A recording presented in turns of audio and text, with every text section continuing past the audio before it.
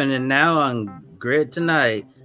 2022 Indy NXT champion Linus Lundqvist is finally making his IndyCar debut. Could this be Lundqvist's only shot to prove he deserves to be on the grid full-time? And should we start feeling some concern about Simon Pagenaud's condition, missing his fifth straight race? Alpine's Formula One program is going through some major changes with the CEO and team principal getting set. Was Laurent Rossi's 100-race plan too ambitious? And is he deserving of harsh criticism from F1 great Alain Prost? PT is OUT. The Camping World SRX Series suspended Paul Tracy for the remainder of the season after he squeezed Josef Newgarden into the wall. Did they make the right decision to suspend him after he tore up multiple cars? Hello to all our viewers watching here in the United States and around the world. Welcome to Grid Tonight, your weekly motorsports news program. As you see, we have a full house. I'm Kobe Lambert from the Podium Finish. With me, Joshua Birch, Ben Snyder, Jackson Lambros, and Matt White from Grid Endurance Performance Index. We certainly encourage everyone to comment in the chat below tonight and ask any questions you have. We have a really packed show, so let's get this underway. Josh, with our top story this evening, a bit of breaking news.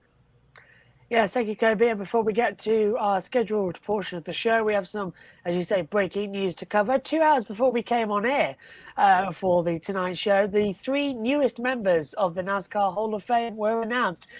Donnie Allison in there, Jimmy Johnson, and Chad Knaus all coming in and will be inducted into the Hall of Fame class of 2024 on January the 19th, 2024 in Charlotte, North Carolina. Now, Allison got in through the Pioneer ballot as a 10-time winner in the NASCAR Cup Series, the 1967 Cup Series Rookie of the Year, and a beloved member of the Alabama gang. He also played a huge role in putting NASCAR on the map after getting involved in the iconic fight with already NASCAR Hall of Fame fame as well, Kyle Yarborough in the 1979 Daytona 500. That was broadcast, of course, on CBS. Allison got 53% of the vote, beating out the likes of Sam Ard, AJ Foyt, Banjo Matthews, and Ralph Moody, courtesy of the graphic of the NASCAR Hall of Fame. Ben and Matt are with me to discuss this evening, as well as my lights aren't doing too well with the green screen, so it looks like my hair is sort of moving around. Sorry about that. But Ben, starting with you, were you surprised that Donnie Allison got in over the others on the Pioneers ballot? And Casey says, if it's Wednesday night, it's Grid Tonight. It really is. Yes, well, first of all, my apologies if the audio quality is a little bit lower than usual. I didn't bring my microphones to my office today because I didn't think I was going to need it, but based on the voting results, I've got some things to say, and then we'll start with Donnie Allison here. First of all due respect to Donnie Allison, he had a heck of a career in NASCAR, and as far as I'm concerned, 10 Cup Series wins is certainly better than the vast majority of anybody who's ever set foot in a Cup car can say they've done, so props to him on that. And, like you said, Josh, obviously a beloved member of the Alabama gang and had a major role in putting NASCAR on the map through his role in the 1979 Daytona 500 finish. But if we look at these stats here, 10 Cup Series wins, never finished higher than 16th in points. I know he never really ran a full season, but I just don't know if that's Hall of Fame material. Certainly not ahead of the likes of those other names on the Pioneer ballot, like you mentioned, Banjo Matthews, Ralph Moody, legendary car owners and car builders, Banjo Matthews himself having a short driving career.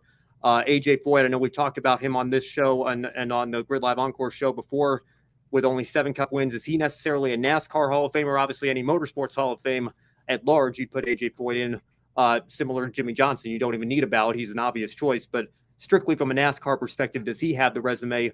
I think there's an argument to be made that, he certainly has the name recognition to go with it, maybe more so than Allison even. But, I know Kobe mentioned this in our chat as well, potentially Donnie Allison being a living member of the Pioneer ballot, maybe that played a role in, wanting to see him go in while he was still with us and give his own speech. AJ Foyt's 5 years older than Donnie Allison, though, so, maybe that argument doesn't hold as much merit there. But, I just think that Donnie's very borderline, when you look at his stats individually and again, based on who else was on the ballot. And Sam Ard in particular, as I mentioned on the show a couple of weeks ago, I think Sam Ard would have been my pick if I had been given a ballot because I think we need a little bit more representation from some of the other divisions in NASCAR beyond just the Cup Series. And if you look at what Sam Ard did in the first 2 years of what we now know as the Xfinity Series and that history alone, I think Sam Ard is deserving to go in as one of the pioneers of this sport. In that respect, it's unfortunate that Sam's no longer with us, but that doesn't change the fact that I think he was the most deserving and would have been my pick on this ballot. So congratulations to Donnie Allison. I mean, no disrespect whatsoever, but I think a little bit of a surprise based on who he had to beat out to get in on this ballot. And I do want to mention just one more point of irony, and then we'll bring Matt in here as well. And actually, if we could bring Josh and Matt here on the screen, because I want to get your reactions to this as well.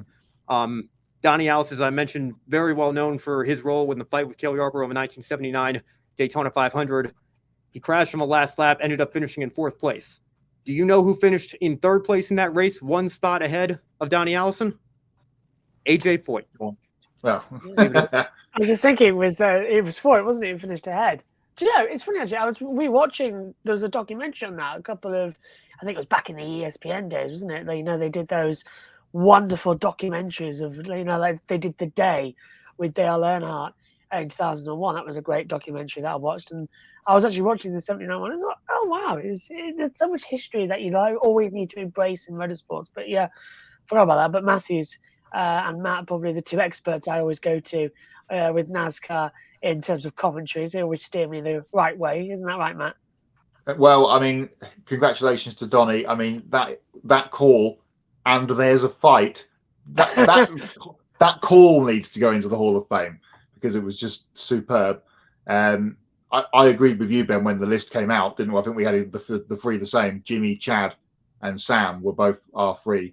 So a little bit disappointing today that we only got 2 of the 3 bang on. But yeah, good to say.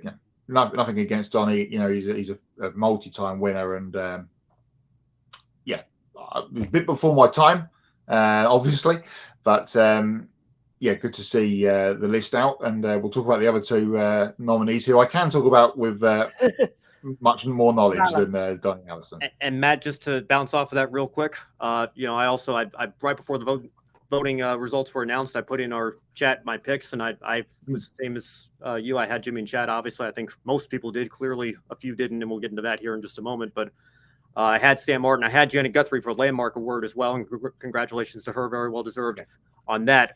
I would have no problem with Donnie Allison getting the Landmark Award. I think the Landmark Award is usually reserved for somebody who still played a significant role in the history of the sport and has significant contributions to it, but maybe their resume isn't strong enough to go up against everybody who's on the Hall of Fame ballot. Just generally speaking, going in as a Hall of Famer. If you want to give Donnie Allison the Landmark Award for being a part of the Alabama gang and having a role in the finish that really put NASCAR on the national map, then I think that's great. Just the question, is he a Hall of Famer, and does he deserve that's number 1. Number 2 is, does he deserve to go in ahead of everybody else on that ballot?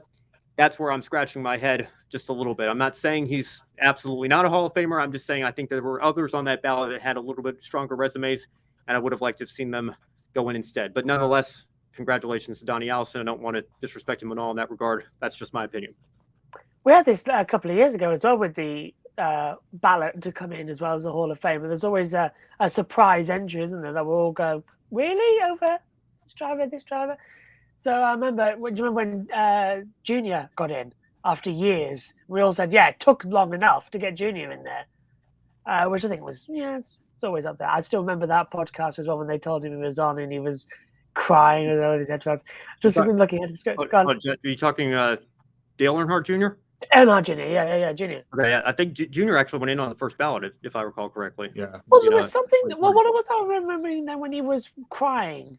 Do you remember? I can remember. It was on his podcast. Yeah, he was in the podcast studios right after the lockdowns started to ease. And again, I know that there was the argument that maybe he doesn't, with 26 Cup wins, maybe putting him on the first ballot was a little premature. But I'll just say, based on, again, what do I always say? It's not the Cup Hall of Fame; it's the NASCAR Hall of Fame. So I think when you count his 2 Xfinity Series championships plus the 24 wins there, plus I know we have mixed feelings on him in the NBC booth, but you can't deny what he's done in the world of media with his podcast and the history that gets told at that table there. And just, again, overall what he's meant to the sport and, his Xfinity Series championships as an owner and the resume that continues to build over there. I think when you pull all of that together, I had no problem with him going in on the first ballot. Now, if he had been first ballot ahead of Jimmy Johnson and Chad Knaus, then, I think maybe Dale Jr. can wait a year if those are the 2 he's got to go up against. But the reality of the situation is he's a deserving Hall of Famer. But again, there's always an argument, one way or another. Clearly, 4 people today felt that way about Jimmy Johnson, and I guess we'll get into that right here, right now. But that doesn't mean that I necessarily agree with it, and I'll make my opinion known there. I love this behind the mic, which is Matthew says, the temper's overflowing. They're angry. They know they have lost, and what a bitter defeat. As I saw, they were both talking about, Matthew and Adam were in the chat talking about legendary broadcasts as well, about great calls. Alan Bestwick calling Coca-Cola 600 with Junior winning at Daytona later on, of course, in 2001. The next time we were at Daytona after Dale's passing, I was like, that right there is some of the best calling you can ever do in your commentary career, with what was happening with Alan Bestwick that night. And I can't believe Alan's not in the broadcast team anymore as well. He left IndyCar when NBC lost the rights, and now he's not on NBC. Pepsi 400, not the Pepsi 400. Yeah. Sorry, Coco's Charlotte, isn't it? It's always you're gonna have to correct me on those names. It was so long ago. I just remember that fantastic call. Now, before we get into the results of the modern era ballot, as always, and a big congratulations to Janet Guthrie as well for winning the Landmark Award for outstanding contributions to NASCAR. Janet was the first woman, of course, to find success in the modern era, becoming the first woman to compete in the Daytona 500 in 1977. The same year she competed in her first Indianapolis 500. She also became the first woman to lead a lap in the Cup Series and score 5 top 10s in 33 career starts. Next, moving on to the modern era ballot, it wasn't really a surprise to see Jimmy Johnson and Chad Knaus getting voted into the Hall of Fame or going together as first ballot Hall of Famers. The 7-time NASCAR Cup Series championship winning driver and crew chief pairing had an incredible run of dominance that we'll probably never see again in NASCAR. 5 straight championships, 7 in all, many race wins, including the crown jewels. Jimmy and Chad were very, very special together. And considering everything they accomplished in NASCAR, you'd think that Johnson, at the very least, would get in unanimously. Ben, you've already dubbed him as I don't need a ballot Hall of Famer on this very broadcast as well. But obviously, a few voters did feel differently about Jimmy. When it was all said and done, Johnson received 93% of the votes, and Knaus got 81% of the vote. Many people were shocked that Johnson didn't get in unanimously as well.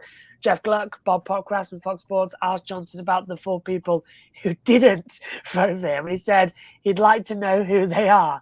Now, when Knaus was asked about the same thing, he called it extremely baffling and said if Johnson isn't a unanimous vote, then maybe nobody ever will. So how can you look at a 7-time NASCAR Cup Series championship, the long list of accomplishments that he's got, and decide that he's not deserving of a unanimous first ballot Hall of Famer? It's ridiculous.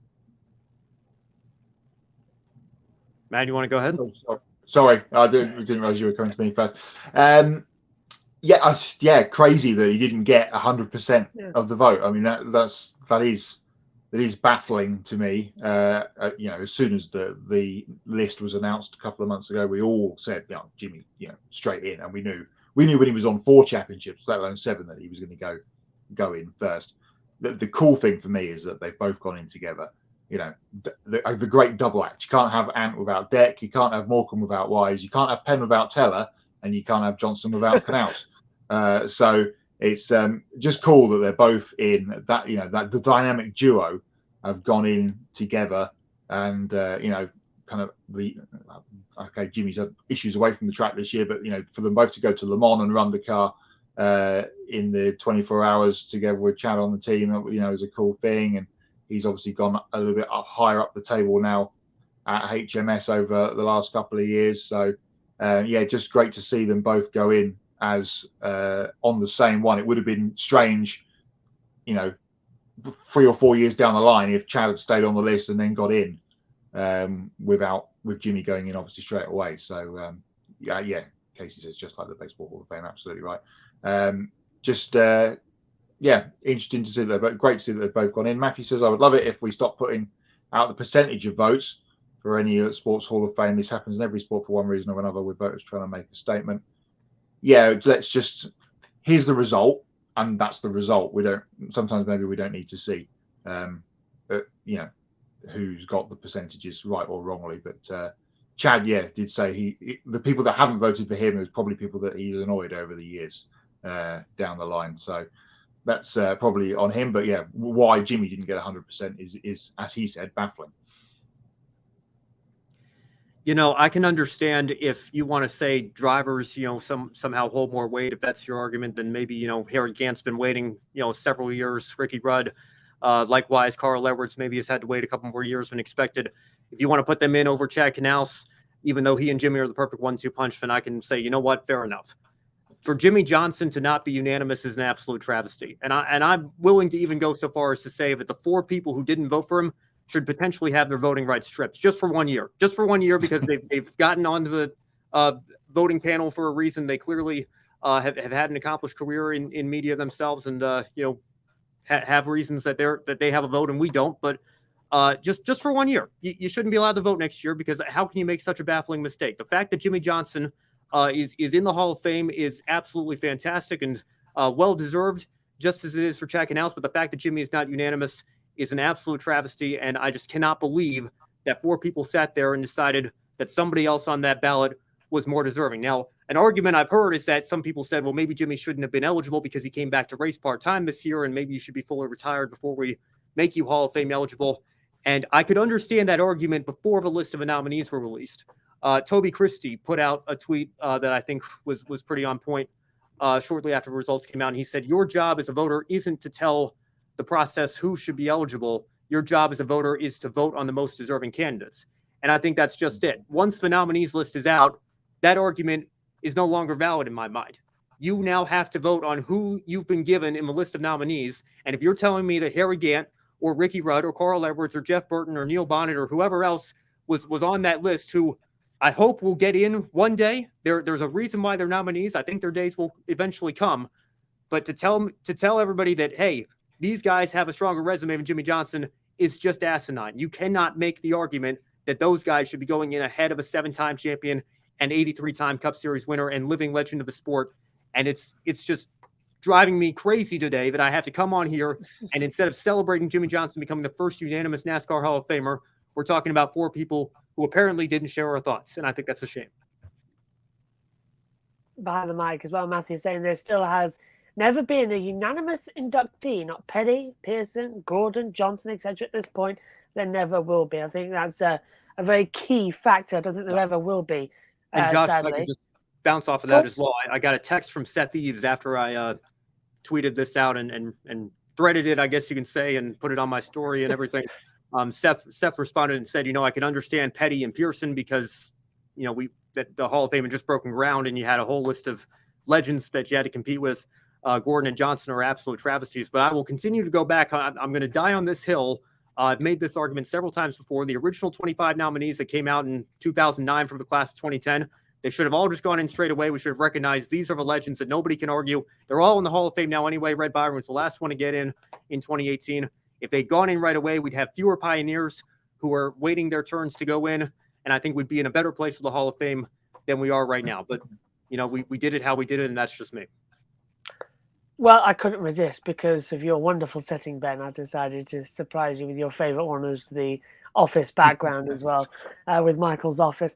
But Adam says Harry Gant and Ricky Rudd will be in NASCAR Hall of Fame. Those 2 could race. Absolutely, they could. And also, God, I need more glasses. And these voters, no matter the sport, do the same thing. Give votes to someone that's on the fence making it and taking it away from someone that could have been unanimous. Absolutely, as well. The committee, I think, needs a little bit of adjustment to it as well. But, Ben, I understand you've got to get out of work and get back home and get some nice food. So we're going to let you go. Any closing statements, my friend? Well, I would just go back to what Matthew was saying earlier about the percentages. I think that, I understand what he's saying, but, if we did that, then I don't think we wouldn't know if anybody's unanimous unless they came out and said it. And if that was the standard, then if we didn't come out and say that about Jimmy Johnson, then we would still know that there was at least one person who didn't think he deserved to go in on the first ballot. And again, I always try to respect other people's opinions. And I still do here in this case, but if you don't have Jimmy Johnson on your ballot for the NASCAR Hall of Fame, I simply don't understand you. And it's very rare that I can say that. And I always try to at least understand where both sides are coming from. This is one of those rare instances where I just simply don't understand how you can have the knowledge and of the history of the sport to justify being put on this voting panel and say Jimmy Johnson deserves to wait a year or doesn't deserve to go in on the first ballot. It just does not make any sense to me. And I think it's a travesty that he's not unanimous. And as Matthew said as well, if Jimmy Johnson was unanimous, if Jeff Gordon's not unanimous, I don't think anybody ever will be. A line I will always use when talking about opinions. Opinions are like noses. Everyone's got one. Some are prettier to look at than others. That's brilliant. Well, Ben, I'll let you get off. Thanks very much for popping on the show tonight, and hopefully you can get out of work. I don't know what time it is over there because it must be after 5, surely. 4:30 Eastern time. Okay. Not too bad. But before I go, thank you again, Josh, for filling in on Encore. You and Brandon did a great job, and I'm looking forward to rejoining the team again. So, yes. And thanks for the opportunity to come on this show as well. Always a pleasure. It's a pleasure. I'm very much looking forward to you being back on Monday for the reason that me, Josef Newgarden, and Brandon know why. So you can wait to find out why, Ben. You're going to be very excited to be back later. All the opinions, like front noses as well. Yes. Yeah, Josh, you missed my knot the other day of people saying front noses rather than just noses. Oh my God, front noses? I mean, I don't even want. Okay. Oh, I see. Okay. That's supposed to be a nose cone. All right. Ben, thank you very much. We'll let you get off. And we're going to bring back in Kobe and Jackson shortly as well, because it's time for our next segment on the show tonight.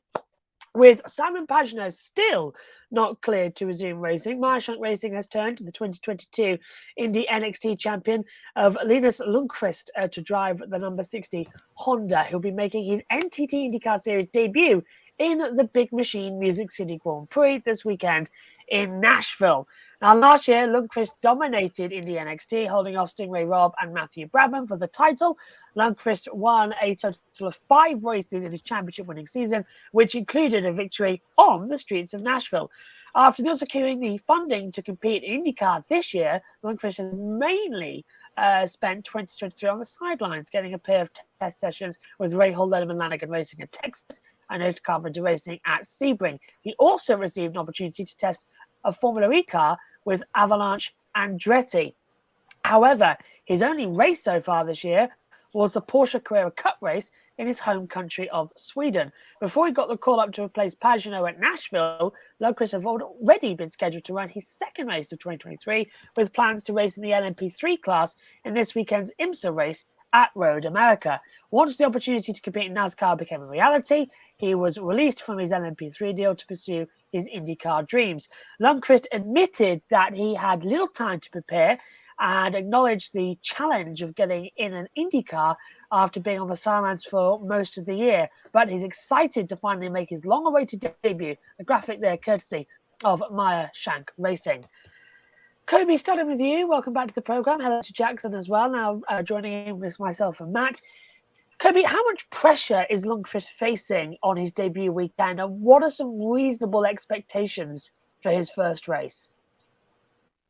Has to be the number one thing, because this Nashville street circuit is really tight, and I guess it's not just the Music City. I guess when IndyCar's around, we can call it the Mayhem Music City, or the Music City filled with mayhem. It's just really crazy what you see when you come to a Nashville street circuit. But getting back to all the pressure he's going to be facing, of course, this young man is going to be facing a significant amount of pressure, besides the financial pressure that he's been feeling. Unfortunately, he didn't, as we've all been witnessing, he didn't get to run the full IndyCar schedule. A lot of people felt like he deserved to be a full-time IndyCar driver this year, but unfortunately, business got in the way. He just didn't have the funding, despite earning that Indy NXT prize money, which actually got slashed last year, which really ended up hurting him a lot. But now Lundqvist getting that opportunity, have to go out there, prove to Meyer Shank Racing and the entire IndyCar paddock that he belongs and deserves an opportunity to be competing at this level. And like I said, reasonable expectations, running off the laps, getting that experience, surviving, considering what we've seen in the previous Nashville races, I think if Linus Lundqvist can catch some lucky breaks and simply survive, he can get out of Nashville with a really good finish. That'll make everybody happy across the board. But overall, just really happy to finally see him getting this opportunity to race in in the IndyCar Series. And as you said, Josh, it was long awaited, long overdue. Glad it's finally happening. And let's see what he can do. Yeah, I mean, there's a high chance he could come away with the top 5, or there's a high chance he could be out on the first lap with damage. So, as you say, Kobe, it can and probably will be mayhem on Sunday. At least he has track knowledge. As you say, Josh, he won there in lights last year, now Indy NXT. So he has track knowledge, and he has a little bit of car knowledge after those tests with other teams. Unlike Tom Blomqvist, who, of course, stood in for Simon Pagenaud at Toronto and only ended, his race ended in turn 1 on that one, unfortunately. So hopefully he can get a better run of things than Tom did. But yeah, good to see this has finally come together. Of course, we documented on shows previously about the funding kind of being moved around and whatnot at the end of last season, and when the music stopped, Linus was left without a seat.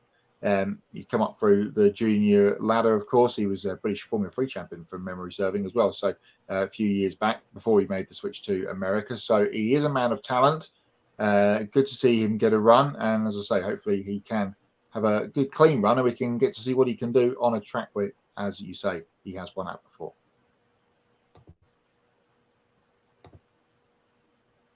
You're muted, Jackson.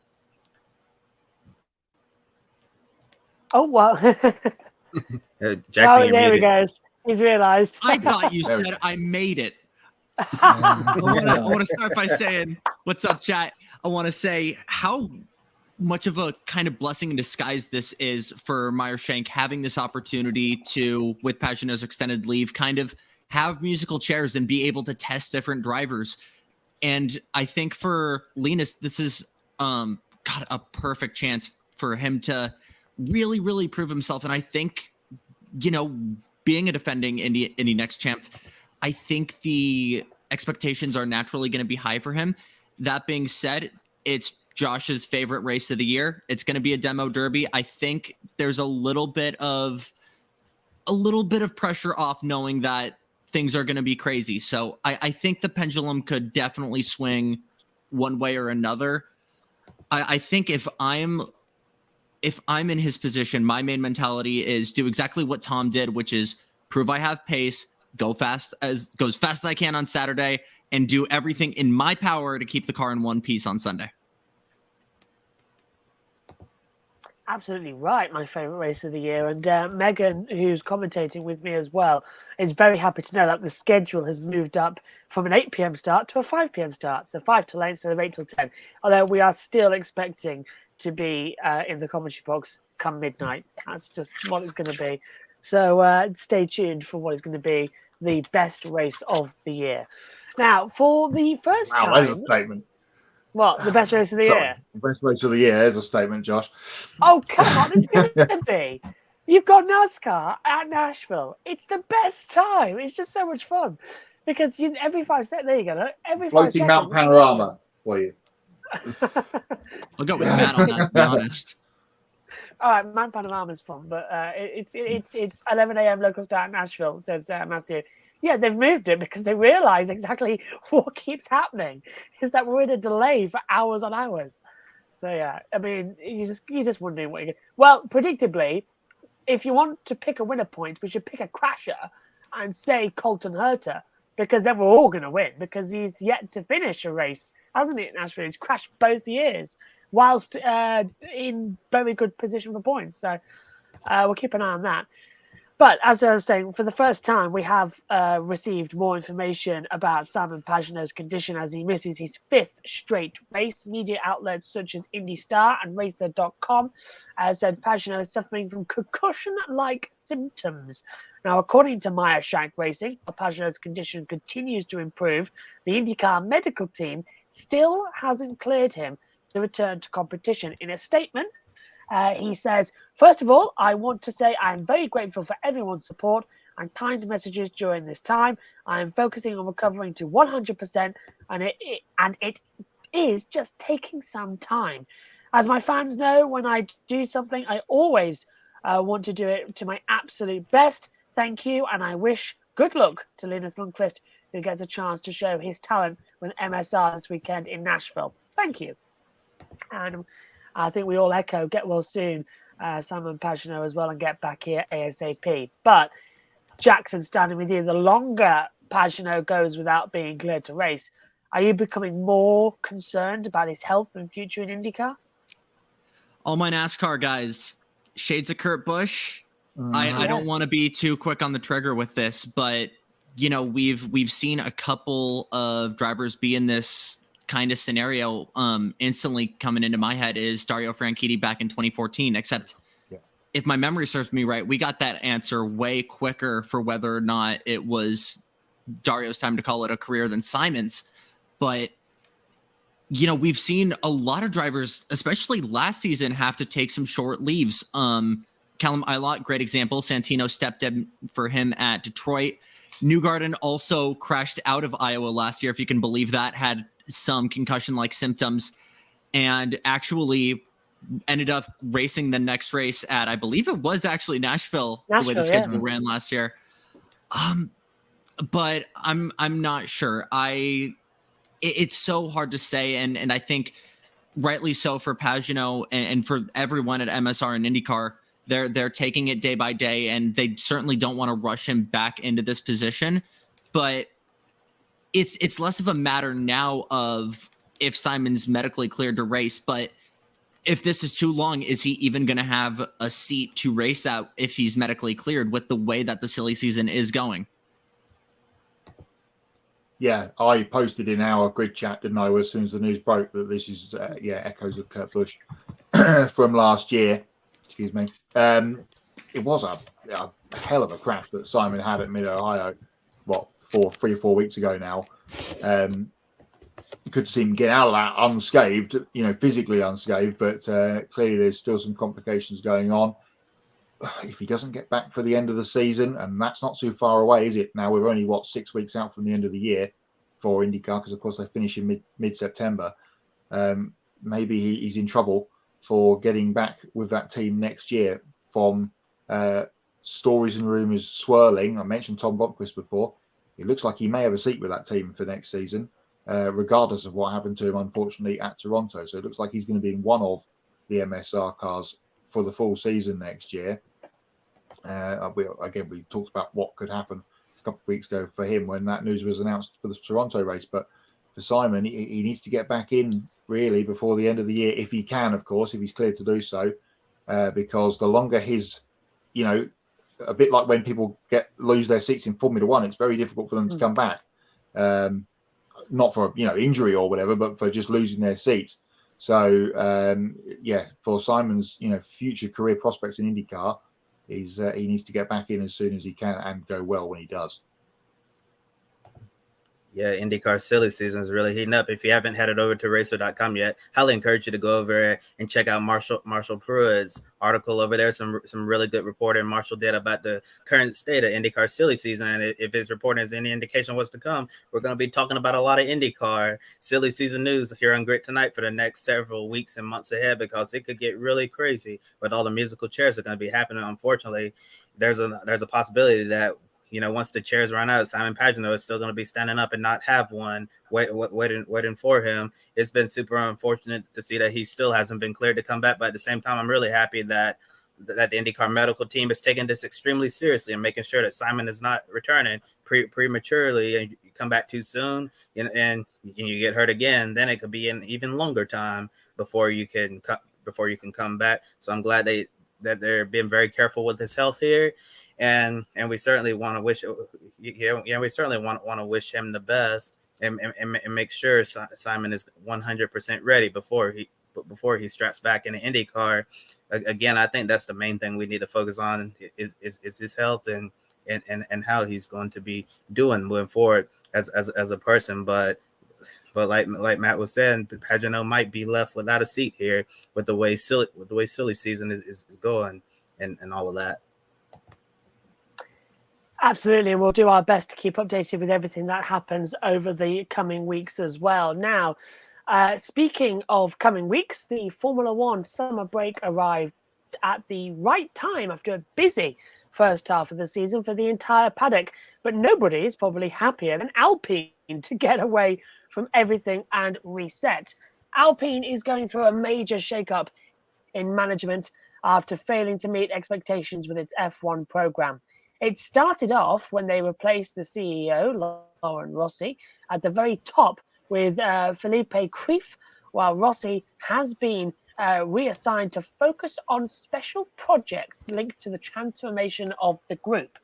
When Rossi came on board as the Alpine CEO, he famously set a 100 race plan to take Alpine back to the top of the grid. However, frustrations over slow progress boiled over, as it seems like it's going to take more than 100 races to reach that goal. Now, on a previous Grid Tonight episode, we covered Rossi lashing out at his team by threatening to fire people unless they stepped up their games. At the end of the day, he was the one who got fired.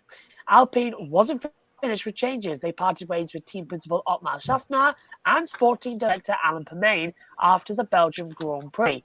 Pat Fry is also leaving to become the chief technical officer at Williams. However, that is a job we understand he got literally minutes after the announcement came he was leaving Alpine.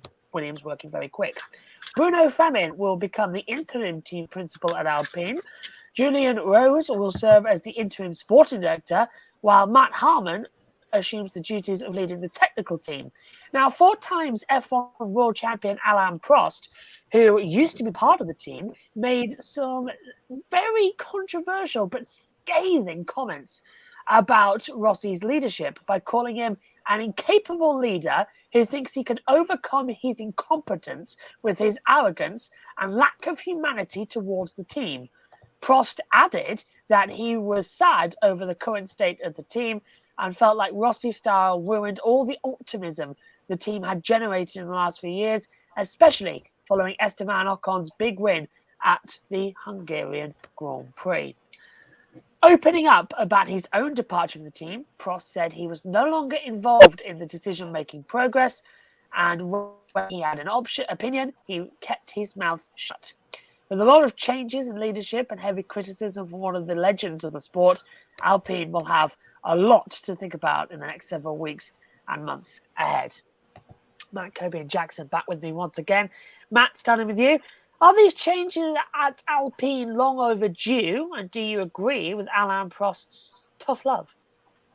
Well, the first thing I'll say on this is Alpine going into the summer break in disarray.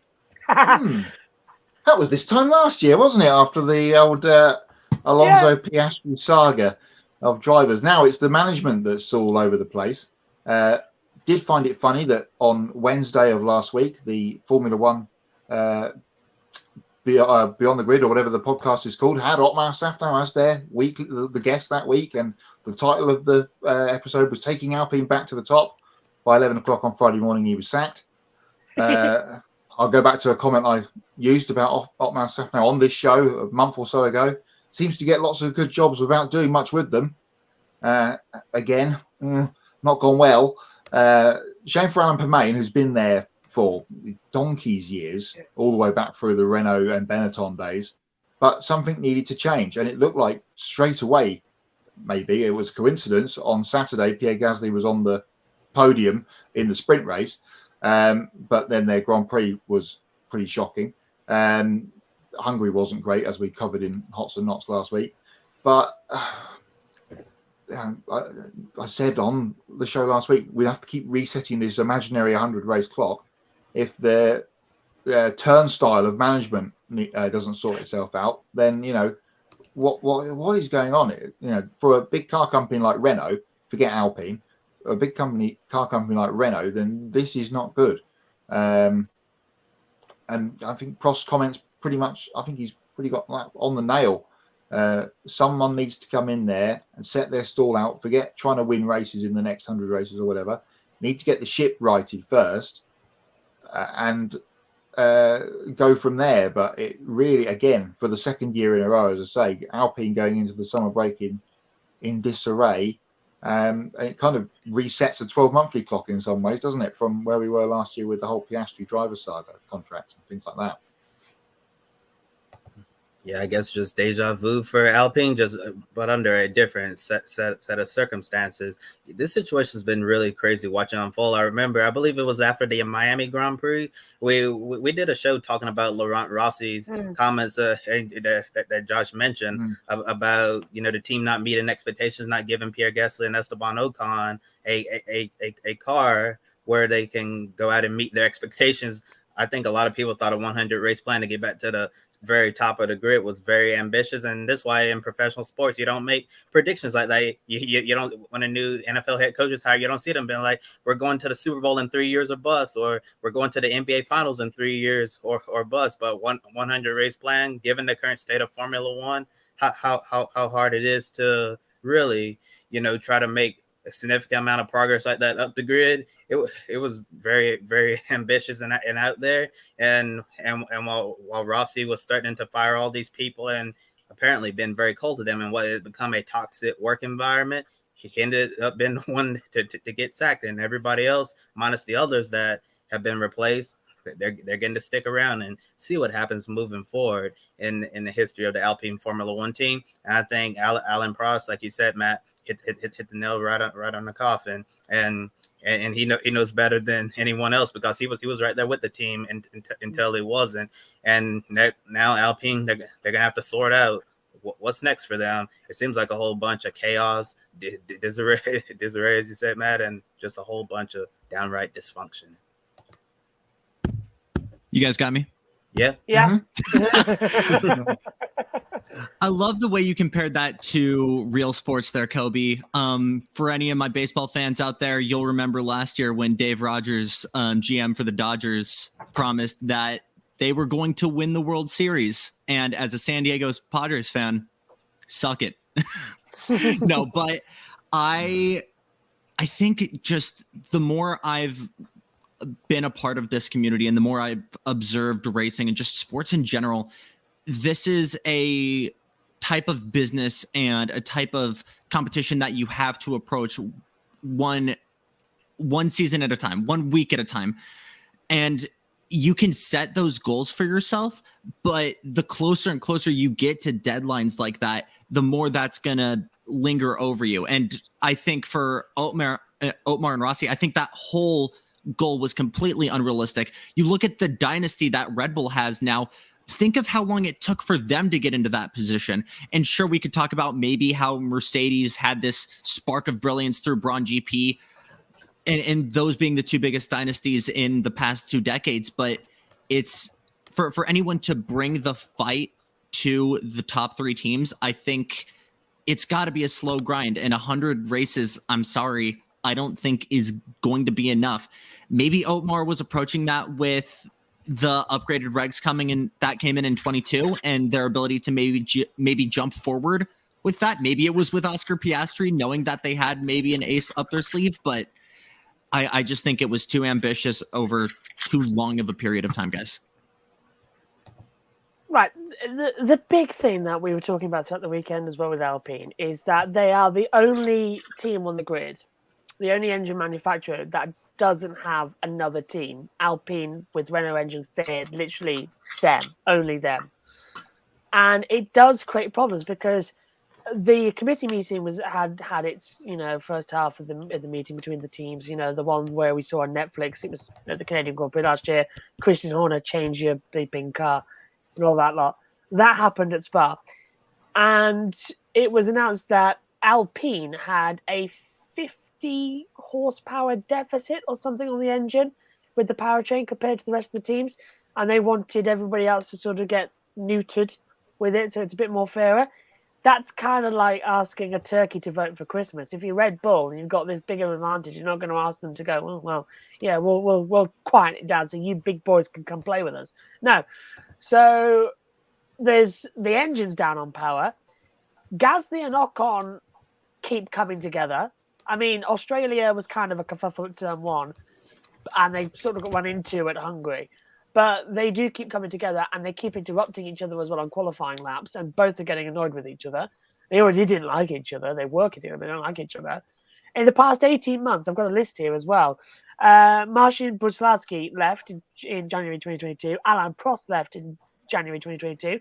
Otmar Szarfnauer replaced Marcin Brzezinski's team principal in February 2022.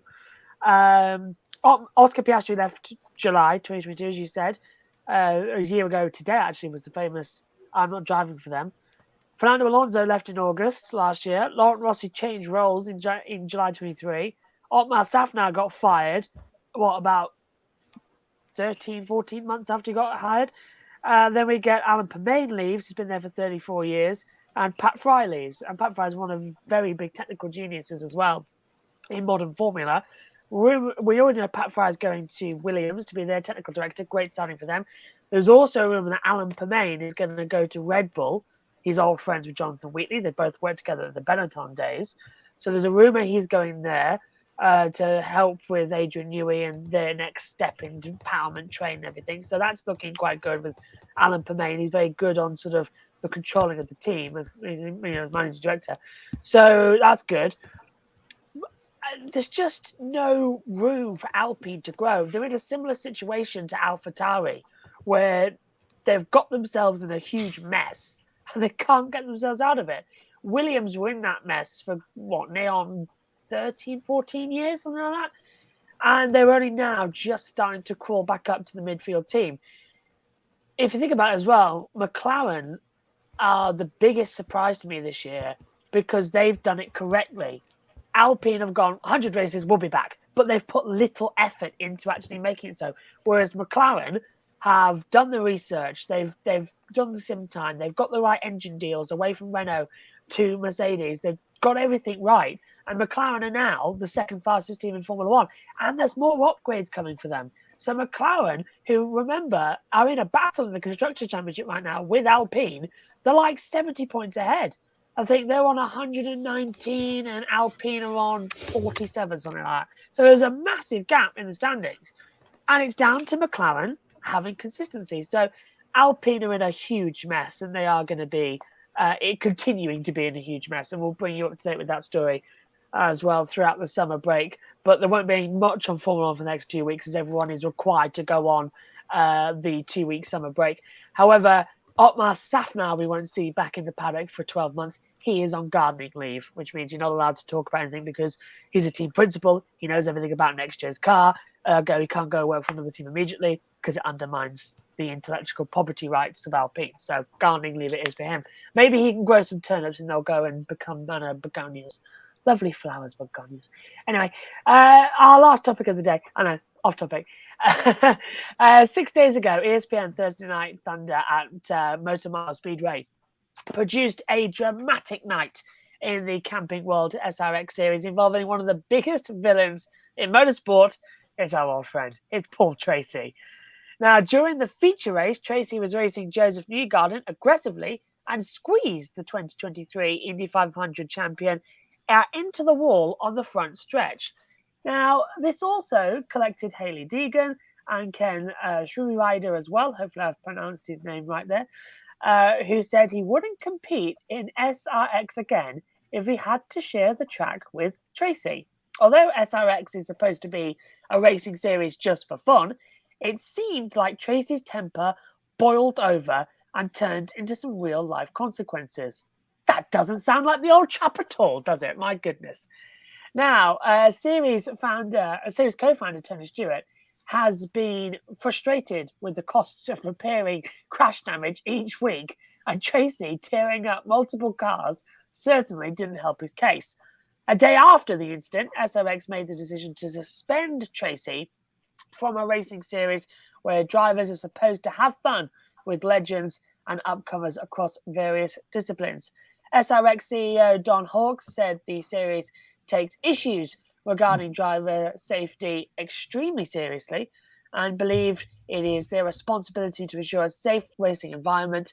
And a few hours before the show, Hawke confirmed Tracy has been suspended for the remainder of the season. The graphic courtesy there of SRX.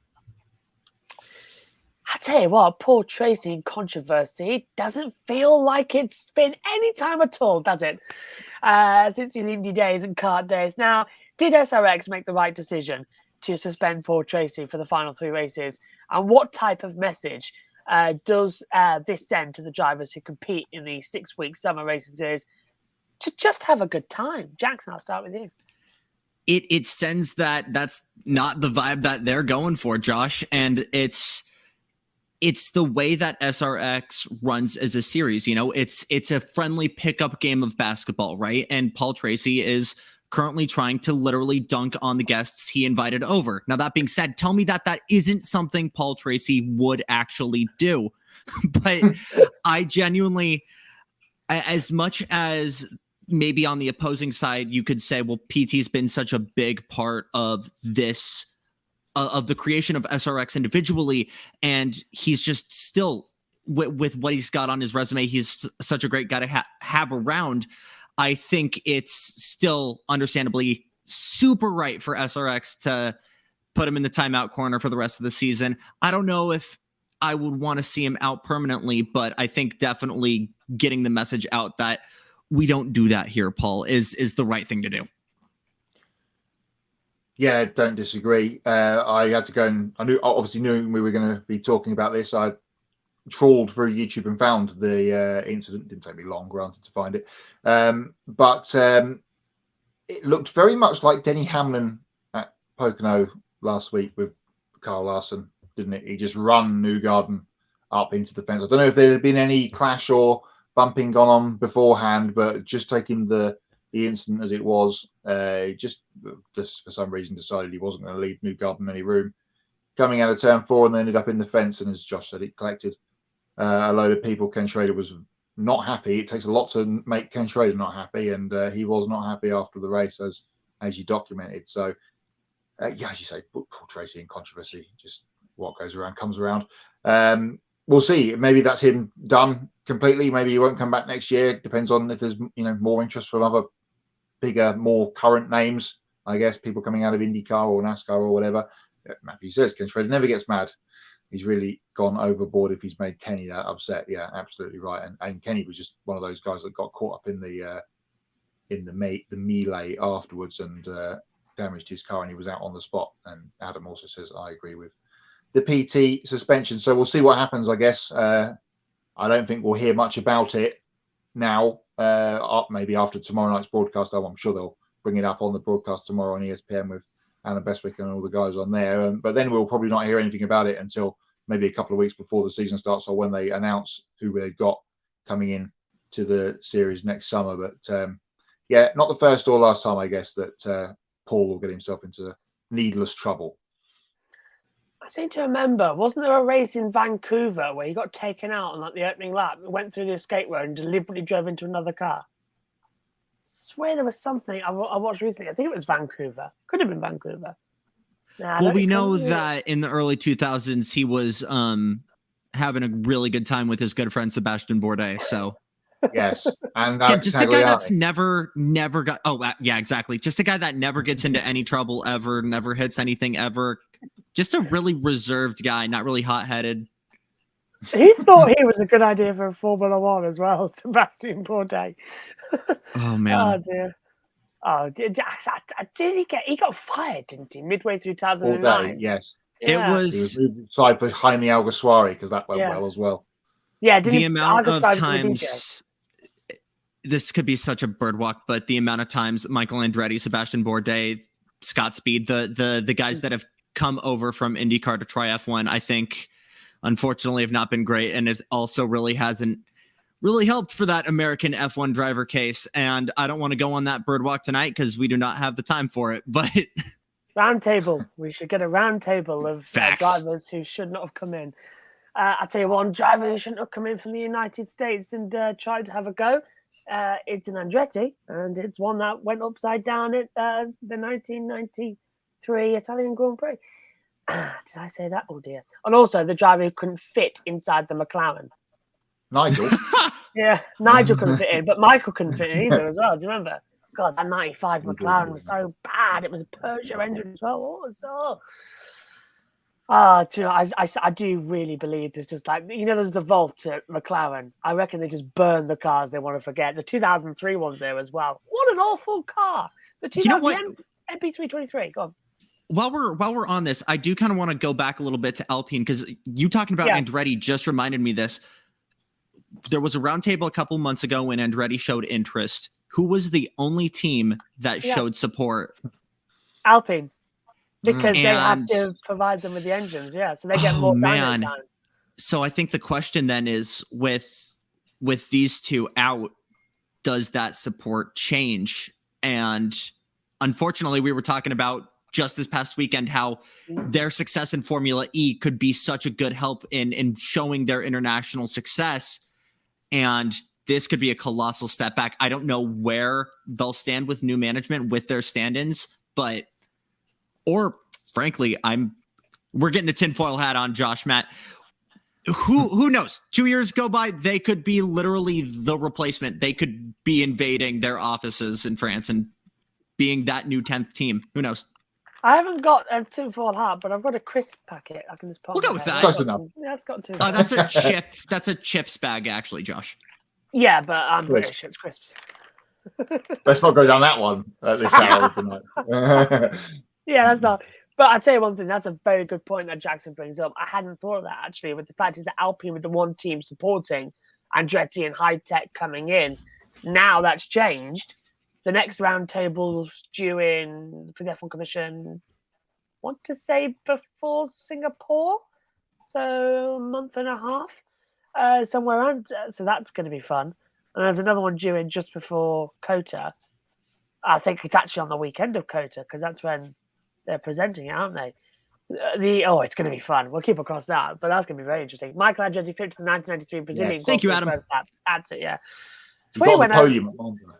Yes, Josh Pershing, the legend, says Casey. Oh, my glasses. All right, that's cool, Casey. I see how it is. No, it's fine. My glasses went over the back. Yeah, I tell you what, Michael shouldn't have come over. There's a few other drivers as well that didn't deserve a seat in Formula One in the 1990s. God, there was a sidetrack before we hand over to Matt for Grid EPI. The team that actually tried to kill their driver. Honestly, fantastic. Can't remember what it was. Paul McCarthy, not Paul McCarthy. The Stig. Perry McCarthy. Perry McCarthy, that's it, not Paul McCarthy. The Stig, Perry McCarthy. What was that team called? Oh, I can't remember It now. wasn't Simtech, was it? No, that was 94. It was 92. Yeah, it was 92. The black car, but I can't remember and the team. it was an Italian gangster. Was it Andrea Moda? Moda, Yes. yes, Andrea Moda, yeah. And honestly, watch it. It's such an invigorating documentary. It's on YouTube. Go and watch it after we finish here tonight. Because literally, it's like it's when the mob took over Formula One. Honestly, it's amazing. 1992. But we'll get onto that more later. We need loads of round tables. But with the latest from our main series, and where Matt White and Joe Samiogo dish out the points, it's Matt with our latest from Grid EPI's update. We need to compile a list of all these off-season shows that we really should do between November and February, because we have some good ones, I feel like. Yes, EPI, back for another busy weekend. We've had no graphics tonight, unfortunately, but I can tell you the results from the weekend. We had 2 races at Sydney Motorsport Park for the GT World Challenge Australia. They were supporting supercars. More on that in Hots and Knots. Garnett Patterson and Yasser Shahin won on Saturday in the Porsche. And Liam Talbot and Fraser Ross came through the field on Sunday to win for Audi. The latest round of the European series for GT World Challenge, of course, probably should have been at Spa this weekend, before their date got bumped for Formula One, but they were across the border at the Nürburgring for a 3-hour race, won by Mercedes, Raffaele Marciello, Jules Gounon, and Timur Boguslawski, the winners of the 3-hour race at the Nürburgring. So points, not so many changes. There has been one change in the top 10, and that is with Boguslawski's win, he has jumped René Binder from 6th to 5th. So that's the only change inside the top 10 this week on the table. We've now got a couple of races to come this weekend. Super GT is back after their summer break. They're at Fuji at the weekend for their latest round. The DTM is at the Nürburgring this weekend, so busy couple of weeks at the Nürburgring. And IMSA is back in town at Road America this weekend. We'll have the IMSA State of the Sport address over the weekend, so tune in for that, see what they've got coming up over the next little while. Although we probably should have got a calendar, although I'm hearing it's been bumped and will be released at Petit Le Mans as a little IMSA byline. So that's this week's EPI update. We'll bring you the results of those races on the show next week and an updated look at the points, Josh. In fact, no, sorry, we'll go to Kobe with the rest of the news from this week. Thanks, Matt. Next time for some more motorsports news from around the world. NASCAR signed a 7-year deal with the CW network to become the exclusive home to the Xfinity Series beginning in the year 2025 and running through the 2031 season. All 33 Xfinity Series races will air live exclusively on the CW network and the CW app. Including the majority of practice and qualifying sessions, NASCAR Productions will handle all production of NASCAR Xfinity Series races and content in collaboration with the CW. They'll utilize the new productions facility in Concord, North Carolina. NASCAR becomes the latest partner for the CW, who also recently acquired the rights to broadcast ACC, the Atlantic Coast Conference, college football, and college basketball games, which includes Inside the NFL and Live Golf. Graphic courtesy of NASCAR Digital Media. Jaguar TCS Racing confirmed that Sam Bird will not return to the team next season.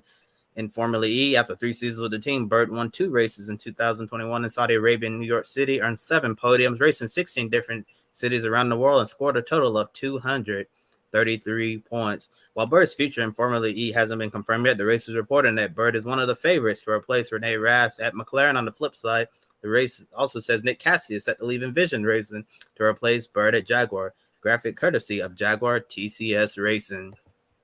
A month before the NTT IndyCar Series heads to the Pacific Northwest, BitNow.com has agreed to become the title sponsor for the Grand Prix of Portland. It shows BitNow's growing commitment to IndyCar by sponsoring one of its races after the partnership with Ed Carpenter Racing on the cars of Ryan Hunter-Reay and Renus VK. Jerry Jensen, the general manager of the Green Sauvery Portland group that owns and operates the event at Portland National Raceway, welcomed BitNow.com as the new title sponsor for the Grand Prix of Portland. It looks forward to this new partnership helping grow the event, building off a strong foundation of classic IndyCar races dating back to 1984. Graphic you see right there, courtesy of Race Portland. And a quick side note, don't miss any on-site Grid Network coverage next month on Labor Day weekend at PR, covering the BitNow Grand Prix of Portland. Erebus Motorsport team owner Barry Ryan has issued an apology after losing his temper during the live broadcast of the Supercars race at Sydney Motorsport Park. Ryan was upset with Red Bull Impulse Racing Shane Van Gisbergen, who roughed up his driver Will Brown for a position during the Sydney Super Night. Race control decided to penalize Van Gisbergen and gave Brown his position back, putting Erebus on the podium there with Brown. However, Ryan wasn't aware of the call at the time, making his outburst unnecessary. In response, he put out this statement to address his actions and the mean comments that were being directed to him on social media, not just him, as driver Will Brown and his team. Erebus Motorsport. Put this on full screen so I can see.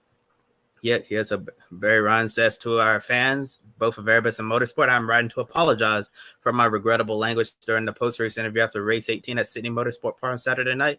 In the heat of the moment, whilst we had secured the win with Brody Kostecki, we desperately wanted to make sure we beat our main competitors for the championship with both cars. However, I realized that my outburst was uncalled for, and in the future, I will try to respond more carefully. My passion will never waver, though I want to apologize for the language used and the distress it may have caused. I want to acknowledge the decision made by Motorsport Australia officials regarding the penalty for the bump and run on Will. It is evident that such actions involving front-to-rear contact gaining advantage are unacceptable in any form of motorsport, including NASCAR. The side-by-side racing with other cars in the closing stages was remarkable, and I commend the drivers on their ability to race like that while still racing cleanly and fair. Lastly, I would like to address the concerning issue of online bullying. I personally choose not to be on social media. I am appalled by some of the messages I've seen directed at our team. Will and myself. Will did nothing to deserve the hate he received online. No one deserves to be subjected to abuse and unfair treatment, especially from the online world. We understand these comments also come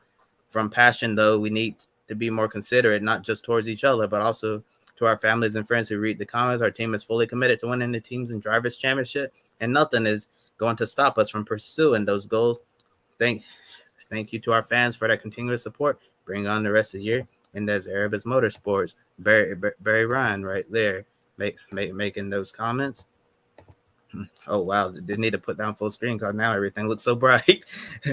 as MotoGP returns from the summer break, silly season's in full swing. It kicked off with the departure of Franco Morbidelli from Yamaha's factory lineup. Replacing him next year as a factory Yamaha rider is Alex Rins, who departs the LCR Honda team. Rins joins Fabio Quartararo as a member of the Monster Energy Yamaha MotoGP team, despite Rins being away from the MotoGP paddock as he continues to recover from the injury he suffered at Mugello. Yamaha is confident he'll be fully healed and ready to go for the 2024 season when the new partnership begins. Shane Van Gisbergen will make his NASCAR Craftsman Truck Series beat the number 41 Worldwide Express Chevrolet Silverado for Nice Motorsports. While he has plenty of experience on road courses and street courses, plus some dirt experience, this will be Van Gisbergen's first time on an asphalt oval track. A couple of days after his oval debut at IRP, he'll run the IMS Road Course Cup race with Trackhouse and Project 91 again, trying to go 2 for 2 after winning on the streets of Chicago. Nice Motorsports General Manager Cody Efall said the team is helping SVG get oval racing experience, referred to him as a legend in Australia and New Zealand, adding his win in his Cup Series debut in Chicago has everyone in America talking about how great of a talent he is. The graphic there, courtesy of Nice Motorsports. And if you've been following all of the comments from Sydney Motorsports Park over this past weekend, Shane Van Gisbergen, he's becoming more clear that next year he intends to come race in NASCAR, and based on this drive now that he has at IRP next week, getting oval racing experience, it really proves that he is pretty serious about making this switch. And next, I'm going to throw it over to Matt for everyone's favorite game. Pick a winner. Yeah, looks all to be impossible now that Van Gisbergen won't be in a Cup car or an Xfinity car next season. Looking forward to seeing how he goes in that truck race at IRP. Although, Josh, I'm sure you probably will be annoyed that he'll be running a double duty weekend because. I've already got the pitchforks. Don't worry. We'll let Shane off. He needs to have an oval race under his belt at some point.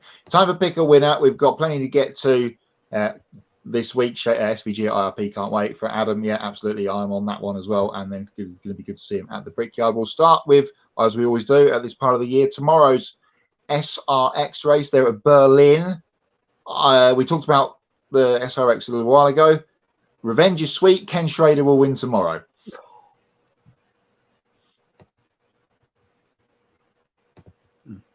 Oh, Yeah, you there, Kobe? Hello. Yeah. For some reason, the camera wouldn't click, but SRX, I'm gonna go with a Michigan driver to get the job done. I think after running well, but unfortunately hadn't been able to win yet. I think Brad Keselowski is gonna win in SRX. Oh, back to me then. So it's time for, unless Jackson's got a pick for SRX. Yes, I do. I have a kind of dumb way to do this because I wish you had the clip of me last week saying Paul Tracy was going to win before the worst thing could have humanly possible happened to him. So what I've got here is a neutral way to do this because I still want points, but I also don't want to intentionally curse someone. So what I've got here, because I'm a massive nerd, I've got a 12-sided dice. Nice. And I've got my list here numbered for the entry list, and I think I got it. So I'm just going to give this a roll here. See, that's a 3. It is live dice rolling on YouTube. I got Kyle Busch for the win tomorrow night. Oh, okay. I like it. Adam's going with Johnny Benson to win at SRX tomorrow. So no one doubling up on the show tonight. That's good to see. Next up on our pick list is WRC, the Gravel Grand Prix, Rally Finland at the weekend. Not sure what the weather's doing in your part of the world, Josh, but it's raining here and it's heading towards Finland over the next couple of days. And it's going to be very, very wet. And I always, when we do a WRC pick, try to pick not pick Kalle Rovanperä, but it's his home round. He was ridiculously good in Estonia a couple of weeks ago, and he's very good in the rain. So Kalle Rovanperä is my pick to win it in Finland at the weekend. All right. Do you know what? I said leave me out of this one, but I was going to do my research into them and put it into the group. But I'll go with the same as Matt on that one. Home race, good on weekends. I can see your point there. But I was going to text him in on Twitter afterwards. But yeah, go on. No, I'll go with you.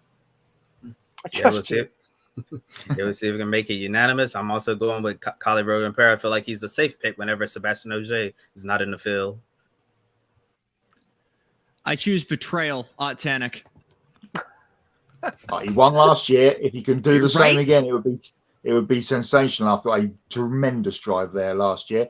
And after its summer break, the MotoGP is back. The British Grand Prix just up the road at Silverstone, half an hour from where I'm sat at the weekend. I am going to go with Jorge Martin to win the sprint race on Saturday. Yeah, that's a good pick. I'm going to go with the safe pick and say Pekka Bagnaia again.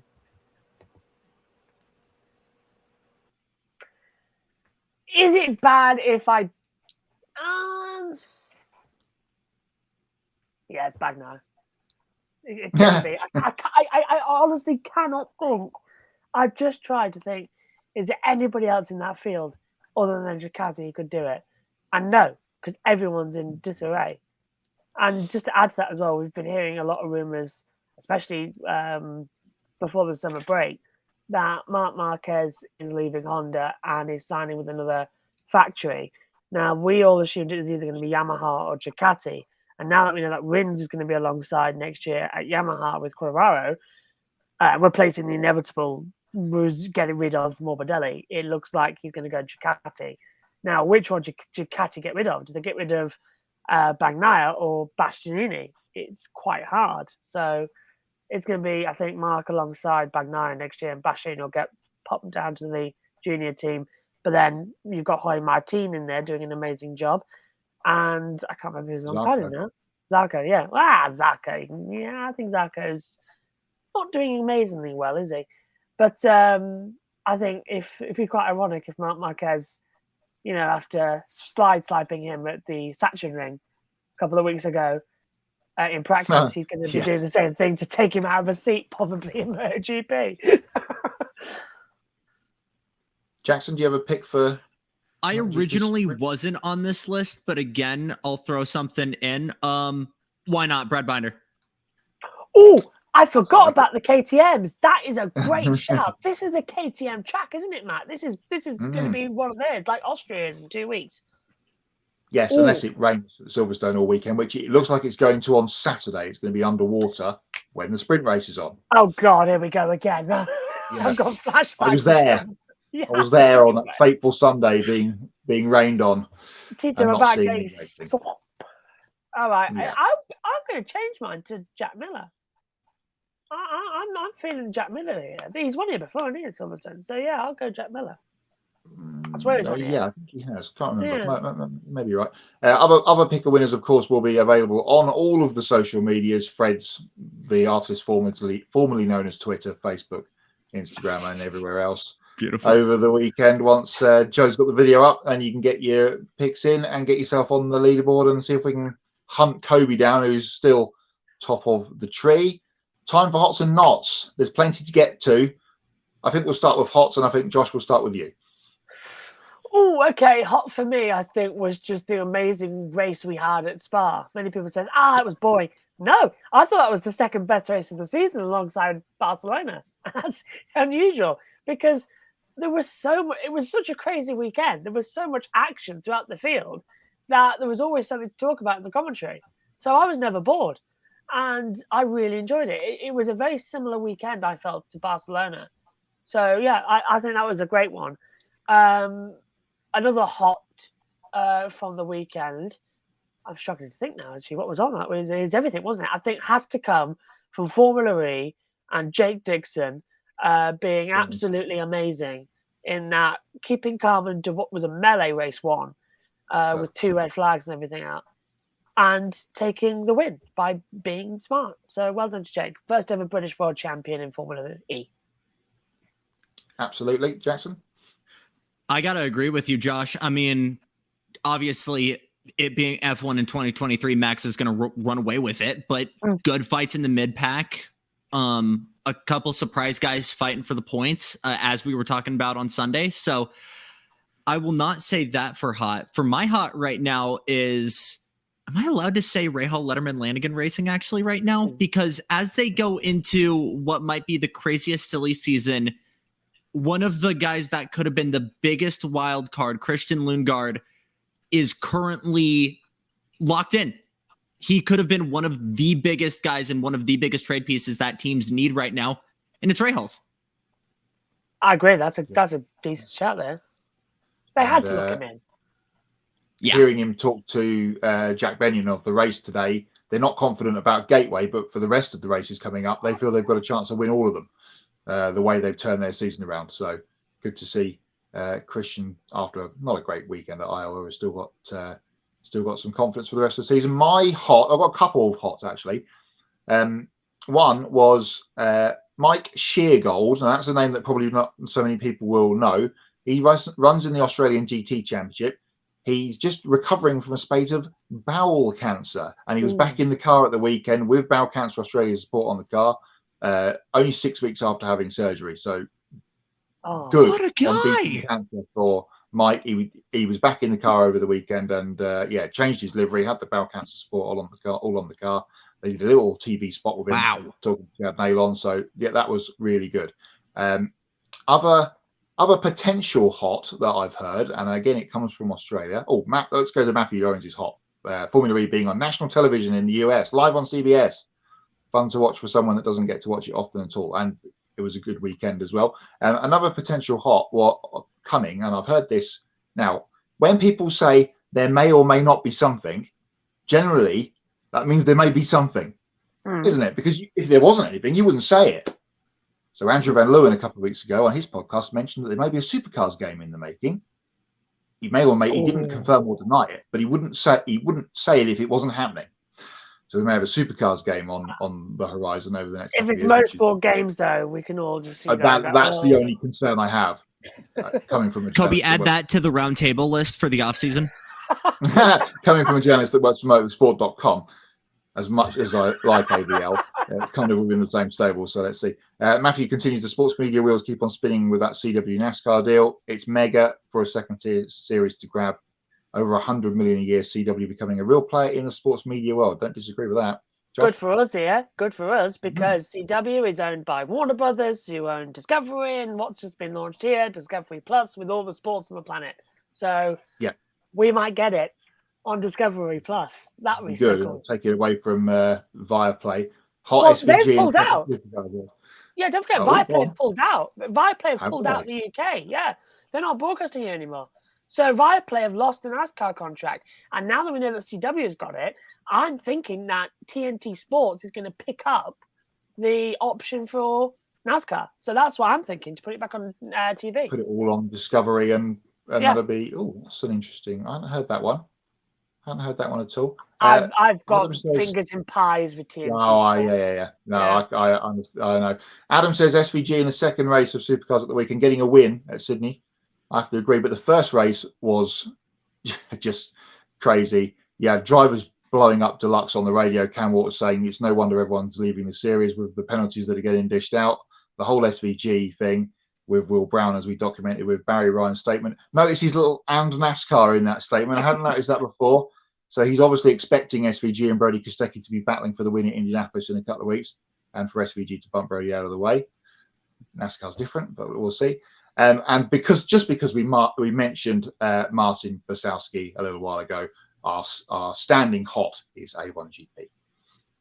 Yes. Just because we mentioned him, and he's the new chief in A1GP. Yes, and as he put in good books for me and you to do team. Yeah, I'm trying to stir that pot too. Time for knots. I've got a couple of my other knot was also Jake Dennis winning the championship, and that race on Saturday was crazy. Josh, knots for you. Jose Marti. That guy deserves a race ban for what he did. In the Formula 3 race at Spa on Saturday morning, it was in greasy conditions. Out of the 12 laps we ran, I think 10 of them ran behind the safety car. And it was a damp track, and the one on slick tyres, and the rain was coming down still. And he got taken out at Puong, took out another car into the barrier, and was coming back on the circuit. Remember, Puong's blind. It's a double left-hander at full speed. It was under safety car conditions, so it was a bit slower. But he was coming back on the track at an angle. He got waved on by one of the marshals, but he didn't look to see if there was a car coming. Went straight out and collected Ida Cohen, who had broken his front wing and was trailing back in, like full-on side impact at some speed. And I was like, what are you doing? You just caused an accident, and then you've got to run into the side without looking. He didn't get a penalty for it. Not one penalty for 2 contacts that he caused. And yet Lewis Hamilton got a 5-second penalty for racing with Sergio Perez. And penalty points. And Marty got away with it scot-free. I couldn't believe it. I was so angry in the commentary, and I was so angry after the fact on Sunday morning as well. You cannot do that. That is a race ban license taken away. You do not drive on without due care and attention. It's rejoining the track unsafely. So yeah, that was a nightmare. And I realised as well, I think Derek Warwick got a lot of hate on Twitter. I said a little bit on the commentary as well, but then I actually spoke to some journalists who spoke to him and said Derek Warwick was actually for racing. He didn't want to give a penalty to Lewis Hamilton. It wasn't him. It was the other stewards who outvoted him to give Hamilton the penalty. So fair credit to Derek Warwick there for not actually wanting to give Hamilton the penalty, which is coincidental. But yeah, the FIA need to get their act together quickly, otherwise it's all going to be a mess. And also, Jose Marti needs to go to driver's ed once more. But that was, I think, my big stinking knot of the week, because it really annoyed me. At Spa, of all places, to do that, it really annoyed me. Yeah, well, we've already had one tragic incident there only, weeks ago. Yeah. Jackson, your knots from the weekend? 2 for me, Matt. I'll say this on behalf of Ben, because I know he's not here. The 4 guys that did not bring in Jimmy to make it unanimous. Growing up, my first racing series I watched as a kid was NASCAR. Jimmy was the guy. He was the face of the sport. He was dominant. He was dominant enough to the point that I knew 5-year-old me knew who Chad Naus was. It was he was debatably the reason I'm pursuing the career I'm doing right now. And I get that, obviously, trend that's never happened, but for him to be such a large part of racing in the early 2000s and for him to not be totally locked in, I can't help but agree there. My second one, and we were talking about this earlier. Yeah, dude, it's got to go to Paul Tracy. You can't really treat your guests like crap, especially if you're especially if you just won the Indy 500. That being said, it's really good on my end. Josh, I'm sure you can relate as someone climbing up the ranks as a commentator. When you talk about someone and hope that they do something good, and then they proceed to absolutely bin it. And we've talked about this commentator curse a lot in the racing world. And that gives me a lot of hope. That makes me feel like I have a chance of genuinely doing this for a living. My best ever commentator's curse was the 2015 MotoGP race at Qatar, the season opener. We had a pack of riders together. It was Dovizioso, Iannone, Crutchlow, Bradle, all running together. I think there was Repsol in there too. It must have been Danny Pedrosa back then. And they were running together, They were running together for 4 laps. And it was ducking and diving everywhere, slipping up the inside. It was brilliant racing. And I said in the commentary, if these lot continue to race like this, one of them is going down. Down went Iannone. Literally, as I said it. And I said, and right as I say it, down goes Iannone. I thought that is such a commentator's curse to do. And it's happened a lot. It's really happened a lot. I think it happened only on over the weekend because it was getting ridiculous. Matthew says, we don't have commentators curses around. We should talk about things and then they magically appear on screen from NBC. That happens a lot. True. Yeah. It's juju, man. Every time. We do it all the time. And does. So much so that I was watching the second Iowa race from IndyCar, because I'm a little bit behind, on Monday. Vicky was sat next to me, and I said, when O'Ward and Dixon were running together in that second race, they're going to show Long Beach in a minute. Bang! There it was. Flashback, Long Beach, Dixon, O'Ward in the fence. I was like, it happens all the time. Not for Matthew, the NASCAR short track package. It's still not right. Hasn't got closer to right either. We've got a couple of weeks, haven't we, I think, until the next short track, which is Bristol, the night race in August. So got a couple of road courses to come, and then Bristol. I've got a couple of knots. One you mentioned was the Hamilton penalty. Because I wasn't in the box for that. Do you know, I wasn't in the commentary box. I was having to do Formula E because it overran. So it was Megan and Jess who were commentating on that one. And I actually had to. Now, it doesn't count because I caught the start and was there for everything else. So that doesn't count as a race and miss. But I had to sit down and watch it. I hated that. I hated it. I had to watch the race afterwards. And I was shouting at the screen at Crofty and Martin because they didn't notice Perez had a broken side pod. And that's why he was going slow. Yeah. I was pointing at it, going, sat in my chair going, you idiot, you missed this. So, yeah, I'm not a good viewer. This is a side round. Other not from Spa, Carlos Sainz's absolute denial that he did anything wrong at turn 1. Oh my God. When I couldn't believe he that. tried not to crash into the back of Hamilton and then ended up fencing Piastri, who was going down the straight. If anyone's seen the picture of him going up the Kemmel Straight, the wheels are going straight, the steering wheel's like this. Oh, so it was like an IndyCar setup. Pretty much, yeah. He had full camber going for Piastri there. Another not was Envision. Oh, God, how did I not mention that? If you have someone that's going to win the championship, don't put their teammate in front. And what's the golden rule? Don't crash into your teammate. Another secondary part to that knot was the Formula E cameras when Nick Cassidy was probably going to smash all the laptops up and throw his helmet at the wall. He did a great job of, shooing them out. But they should have given him 5 minutes. And then they came back and showed him later on talking to his engineers. And again, he got rid of them. So I was just like, leave the guy alone. Give him 5 minutes. Honestly. Potentially lost the championship at that point. So that was a not. I've mentioned Sainz. I think I had another. I can't now remember what it was. There was so much on at the weekend, of which I've still got lots of it to catch up on. Horrible weekend. Remember when August used to be quite quiet? Yeah, that doesn't happen anymore either because it's busy this weekend, and then next weekend we've got the whole Indianapolis weekend with IndyCar and NASCAR the week after that. So there was probably more knots. Oh, that was it. Crofty going on about the man with the green flag because Ted had spoken to him before Bernard. Yeah, why I said it once. He had to throw that in at the beginning of the Grand Prix just as he was about to say the lights out and away we go. He had to mention Bernard. Why? I said it once on the Sunday in the F2 when we had a standing start. I said, there's Bernard, because they zoomed in on him at the back and said, oh, look, there's Bernard with the green flag. He's giving his in. But Crofty, I knew he was going to put it in at the start because he can't let Ted have anything. Can't let Ted have a little moment. Absolutely. That was, But Crofty, for me, I think, is wonderful intelligence on him. And I know where he's coming from. But I can tell he needed this summer break. There's so much. Yes. Like, I know the fatigue. I'm sure we know it as well. But he's been I think he has been the only person of the Sky team that's been at every race because they've obviously interchanged with Simon, Nats, and Rachel at hosting, and all of their colour guys, Rosberg, Gant, Button, Karoon, etc., etc. So, he is the last man standing before the F1 summer break of Sky.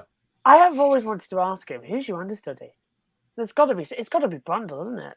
To go over. What happens if Brundle's not there? It's like, who steps in for Crofty? So I don't know. Never happened. Well, yeah, because Jake's doing it live anyway for the Channel 4 highlights, unless it's the British Grand Prix. And F1 TV, of course, Yeah, of course, yeah. So if Crofty was to, on his way to the commentary box on a Sunday, go down ill or trip over something and break his leg, God forbid, we don't wish that on him, obviously, but who would they suddenly spring? Yeah. Would it be Harry, I guess? Got to be But he's doing 5 live. Yeah.